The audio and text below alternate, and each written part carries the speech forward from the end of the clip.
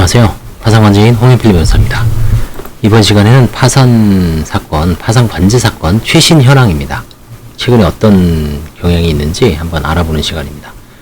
6월 11일, 그러니까 지난주죠. 지난주 금요일 16시에 이제 제가 법원에 보고한 겁니다. 213단독에. 그래서 그 당시에 이제 3월 15일 날 선고된 총 16건이네요. 16건. 신건 16건. 사건 번호는 이제 가렸고요. 채무자도 가렸고. 이 당시 이제 1회 집회입니다. 3월 15일 날 파산 선고를 하고, 이분들이 이제 신청한 거는 이제 작년 12월이나 1월, 요때쯤 아마 신청했을 거예요. 그래서 2달이나 3달 만에 선고를 받고, 1회 기일이 이제 6월 11일이었습니다. 약 3달 후죠. 1회 집회가 6월 11일이었습니다. 시간은 16시. 보통 이제 1시간 단위로 이제 관제인별로 한 4, 50건씩 진행합니다. 근데 제가 이걸 조사를 해보니까 이건 이제 대부분 폐지 면책입니다. 이의 채권자도 없고 송달도 다 완벽하고요. 자, 그럼 이런 사건은 뭐냐면 관제인 조사에 문제가 없죠. 관제인 의견이 폐지 면책입니다. 파산은 폐지이고 면책은 그냥 끝내달라. 종결. 특이사항도 없습니다. 이의 채권자도 없어요. 송달도 다 완벽해. 이 3박자라 그랬죠. 관제인 조사에 문제 없고요. 이의 채권자 없고 송달도 다 완벽해요. 그리고 채권자들이 송달 받고도 이의 채권자라는 이의가 없었습니다. 이의 채권자가 없죠. 이런 사건은 바로 끝납니다. 그러니까 오늘이 6월 15일이죠. 아마 이번 주에 판사님이 면책 결정을 할 거예요. 그리고 바로 송달을 해줍니다. 대리인 사무실로. 그때 이제 알아보시면 돼요. 두 번째도 마찬가지입니다. 앞 사건하고 똑같고요. 자, 그럼 세 번째, 3번. 이런 사건은 뭐냐면 여기 이제 관제인 의견이 속행이죠. 속행이라는 건 계속 진행해 달라는 겁니다. 이거는 이제 이분이 채무자가 빌라가 있습니다.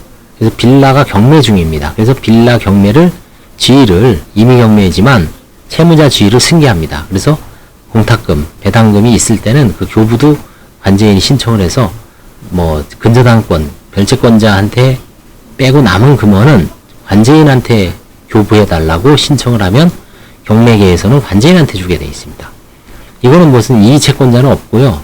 그 다음에 송달도 다 됐습니다. 다만 경매가 진행 중이고 거기서 혹시 남은 돈이 있을 때는 경매 끝날 때까지 속행하게 됩니다. 그래서 이거는 4달 후인 10월로 잡았습니다. 판사님이. 경매라는 게 바로 끝나는 게 아니라 좀 지켜봐야 되죠. 이미 한 5, 6개월 이상 걸립니다. 네 번째 사건도 아무 문제 없는 사건이죠. 그렇죠? 네 번째. 예납금은 이제 30에서 50, 70. 예납금은 어떤 사건의 성질에 따라서 판사가 정하는 거라서 관제인은 관제인 보수지만 판사가 정하는 겁니다. 그 다음에 5번째. 이것도 이제 속행이 됐습니다. 이게 왜 속행이냐? 무슨 조사에 문제가 있어 속행이 아니라 송달이 불능됐습니다. 몇 명? 11명입니다. 이건 채권자가 한 30명 이상 돼요, 이분은. 그래서 예납금도 거의 폭탄 수준이죠. 300입니다.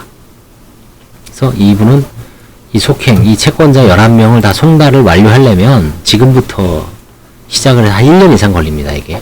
상당히 오래 걸려요. 장기 레이스입니다. 사실조회도 하고, 통화내역 조회도 하고, 그쵸. 그게 다 사실조회죠. 과세정보 저출 명령도 하고, 금융거래 내역에 대한 조회도 하고요. 통화내역에 대한, 정보통신 관련해서 어떤 명령도 받아서 사실조회를 해야 됩니다. 상당히 이게 아마 이런 사건이 가끔 있습니다. 한 건 정도는 있어요. 6번째. 이거는 이제 상속재산 파산입니다. 이제 여기 제가 생략을 했지만 이거는 막 누구누구의 상속재산 신청인은 이제 한정승인 채무자가 되겠죠.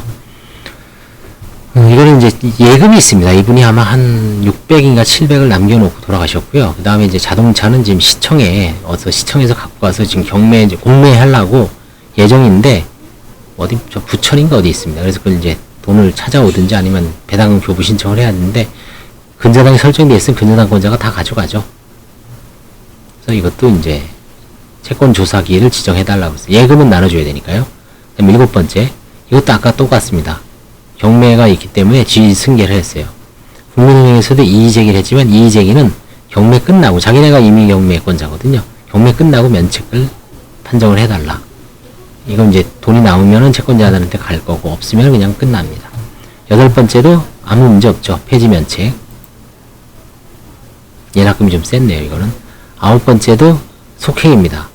이건 왜 속행이냐면, 이것도 송달이 안 됐습니다. 2명한테. 개인 채권자예요, 주로. 그래서 이것도 아마, 그, 주소가 완료될, 주소 송달이, 채권자 주소에 대한 송달이, 이제, 이루어져야 되고요. 그 다음에, 주소를 모르면 사실조회를 해야 됩니다. 주민등록 찾기라 그랬죠? 주민등록 초본 찾기 운동입니다. 송달이라는 게 결국은. 뭐, 법인도 마찬가지예요. 법인은 송달이 안 되면, 판사님은 개인 대표이사, 개인 주소지까지 송달을 원합니다. 법인 송달은. 그래서 법인 송달은 좀 더 시간이 걸릴 수도 있어요. 개인 송달도 초본을 찾아내야 됩니다. 초본을 알면은 쉽죠. 그럼 다시 송달하고 야간 송달하고 그래서 송달이 안 되면 판사는 공고 가름, 민사에서의 어떤 공시 송달처럼 공고 가름 결정을 해서 바로 종결을 해드립니다. 10번째는 폐지 면책. 이것도 마찬가지죠. 없습니다. 관제인 조사 의견이 그 채권자 송달 다 됐으니까 바로 끝나는 사건입니다. 11번째도 마찬가지로 빌라 경매. 이번에 빌라 경매가 되는 게 세 군데 있죠. 최근 빌라 값이 조금 올라서 조금 남을 가능성이 있습니다. 하나 정도 빼고 나머지는 남을 가능성이 있습니다. 그래서 국민은행도 형식적 이의제기입니다. 경매 끝날 때까지 면책을 유보해달라. 이건 뭐 당연한 겁니다. 12, 13, 14, 15, 16은 똑같죠. 관제인 조사에 문제가 없습니다. 이의 채권자도 없어요. 송달도 다 됐습니다. 그럼에도 불구하고 이의가 없어요. 그럼 이거는 뭐 면책을 해줘야죠. 그렇죠. 이 소송구조는 이제 경제적으로 어려우신 분들이 법원에 소송구조 변호사가 한 7명인가 있습니다. 여기에. 서울 같은 경우는 이제 뭐 조철기, 김숙희, 뭐 또 뭐 유돈규, 그쵸? 또 몇 명 더 있습니다. 그 변호사들이 이제 소송구조, 개인 파산은 24만원, 개인 회생은 42만원의 비용을 법원으로부터 받고 신청 절차를 도와주는 걸 소송구조라고 합니다. 그래서 경제적으로 어려우신 분들은 소송구조를 한번 적극적으로 법원에 가서 상담을 받아보시고 안내를 받으시면 됩니다. 주로 이제 기초생활수급자, 그 다음에 이제 뭐 국가유공자, 그 다음에 5.18 민주화운동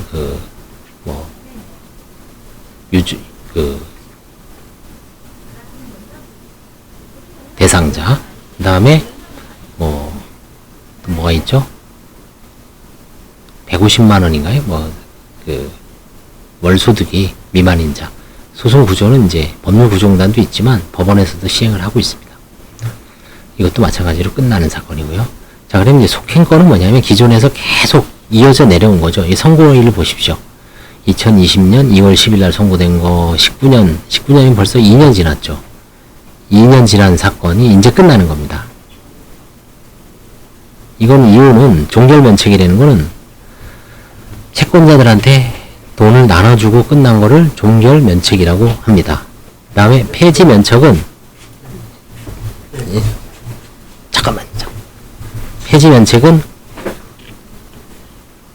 폐지면책은 이제 채권자들한테 돈을 나눠주지 못하고 끝내는 사건을 폐지면책이라고 합니다. 그 다음에 이제 속행은 채권자 송달이 안 돼서 계속 이어지는 거고요. 이런 식으로 이것도 이제 7명에 대한 송달이 안 됐죠. 그 다음에 채권조사는 이제 채권을 조사하는 사건입니다. 2건이 있었고요. 그래서 대략적으로 이런 식으로 해서 종결된 사건이 종결이 됐습니다. 이게 최근 결국 이제 송달이 중요하다는 걸 다시 한번 느낄 수 있죠. 그 다음에 경매가 끝나야지 끝난다. 그런 경향이 발견되고 있습니다. 감사합니다.